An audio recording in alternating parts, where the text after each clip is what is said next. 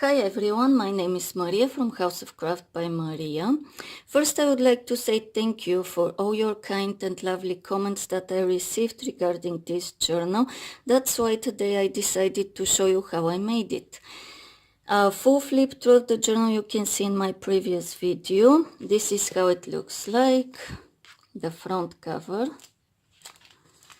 the spine, and the back cover. It could be held like this, like a bag. This was my goal. So let's get started and show you how I made it. I'll just put this one aside. So for making this journal, I used a craft paper bag like this one, which measures approximately 7 by 8 inches. My initial idea was completely different from the way the journal looks like now. When I decided to use a paper bag to make a journal, I was thinking to make just a simple one signature journal.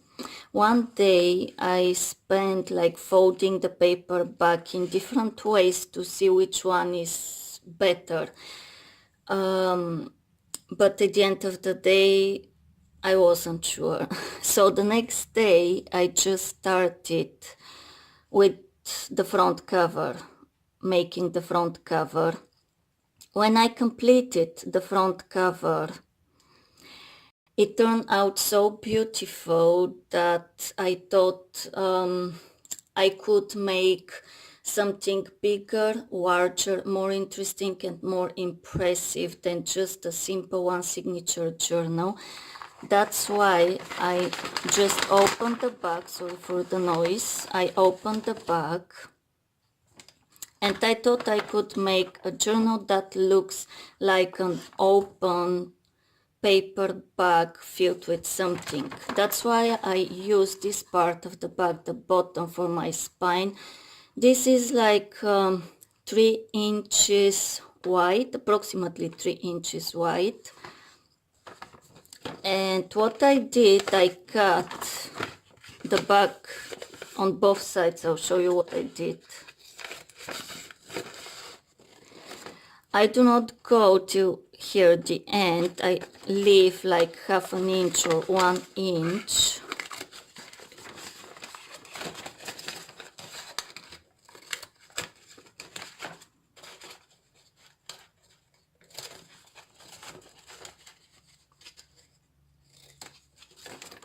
So I do exactly the same thing on the other side. You don't have to be precise, as everything will be covered later.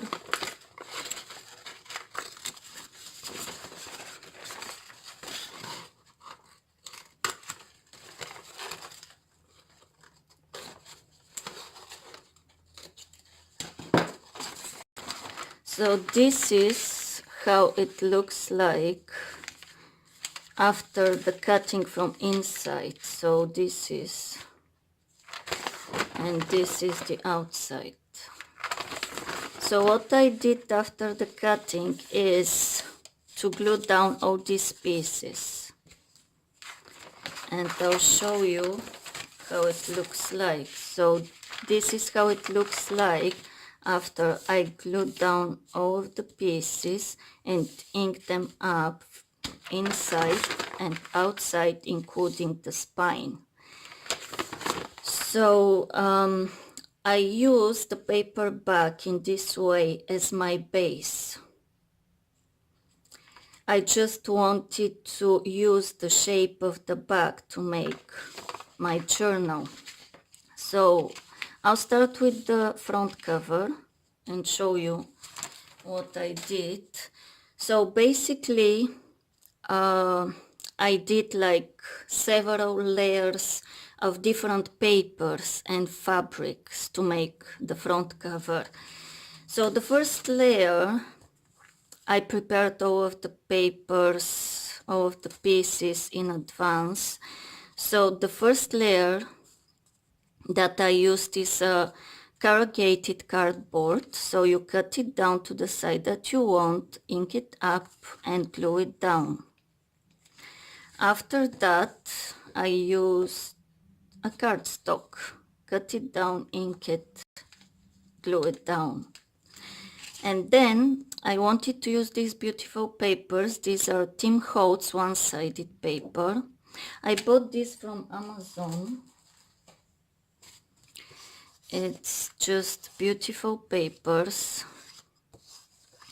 This is what I have left. I used maybe half of them already, but they're just beautiful. So I use this one on the top, but before I place it down, I used different fabrics. So you can use cheesecloth. This one, I like this one. Muslin. And then you can use different laces. I like this one. I use this one in the journal. Small pieces of fabrics. This is coffee dyed lace. So whatever you have, you can use it to decorate the journal. I'll show you what I've done with this one. So you can see the muslin, the cheesecloth, like the lace that I showed you. Also, you can use coffee or tea dye doily, like this one is too big, but a smaller one. You can use a parchment paper. I like the sound of this one. Also, small pieces of paper, like leftovers that you have, you can distress them or rip them and ink them up and just use them. Like, so I did exactly the same thing with the fabrics, like doing layers and layers of different fabrics and small pieces of papers. Here I used music paper, parchment paper. This is a tissue paper. So yeah, this is how it looks like. And at the end, on the top, you glue down. I distress it, ink it, and glue it down. And I just ripped the paper a little bit, so I just like this look. And then I use this small fabric bag that I bought from one store that it's called The Works. Probably the UK crafters know it. It's a really nice store that I like to go there and buy stuff for crafting. I glue it down. Then this is Tim Holtz papers. This mirror, I don't remember where I bought it from, but it's so beautiful. And I added this women portrait. I think it looks very beautiful. And then I put like a small piece of muslin and book label. This is a Tsunami Rose ephemera. I made a tag. For the spine, I did exactly the same way. Corrugated cardboard, cardstock, this beautiful paper, parchment paper, fabric. The back cover exactly the same way. I just added these small fabric trims that I used on the handles as well. For the inside of the journal, I made 8 signatures. Usually for my journals, I make 5 or 6 signatures, but this time I decided, I thought that if I put more signatures, I would achieve my goal. A journal that looks like an open back, and it worked. So that's why I made 8 signatures. In the inside cover, this is Tim Holtz paper, I put 2 pockets. This is a vintage ticket. For the signatures, I used just different kinds of papers, like this is coffee dyed paper, vellum paper, Tsunami Rose paper. This is book page from a very old book that I bought from antique shop. Very nice shop. Cardstock, notes. Oh, this is Marian Smith paper. Parchment paper. Oh, this is very old as well. I bought this set from an antique shop as well, a different one. On the box it doesn't say the year, but it looks like very old.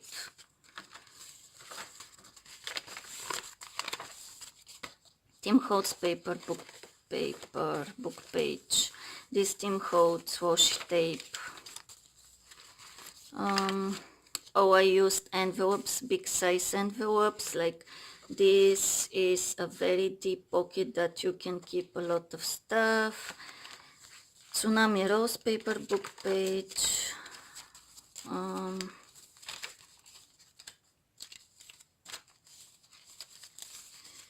This is a letter. A book page from another old book. Oh, I made a transparent pocket. I love just this small book pages. This is another envelope. It opens from here on the top, a big pocket again. This metal piece I bought from an online shop. I don't remember the name, but I'll put the link below in the description box so you can go and check it out. They have many beautiful stuff for crafting. Tsunami Rose paper. Marian Smith, a small key. Oh, this is vintage bingo cards that I bought from the same online shop, and very small Chinese coins from the same shop.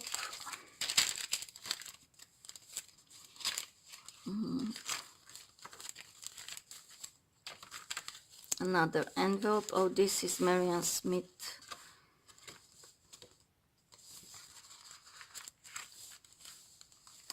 Oh, in the last signature I put this clear transparent pocket, but the size of this pocket was bigger than the size of my journal. That's why I folded it and I cut it here and on the side, so I made this kind of a pocket where you can put like a piece of paper, or even you can put more papers. And I just like these layers with different sizes of papers. Tim Holtz paper. So this is the last. So this one you can open it and you can collect so many stuff that you want to keep in the journal. I think it's very nice end of a journal. So this is the journal. If you have any questions, please leave me a comment below and I answer them. I hope that this video was helpful and interesting. I hope that you enjoy it, and if you do, please subscribe to my channel, and you can press the ring bell button. In this way you'll be notified every time I post a new video.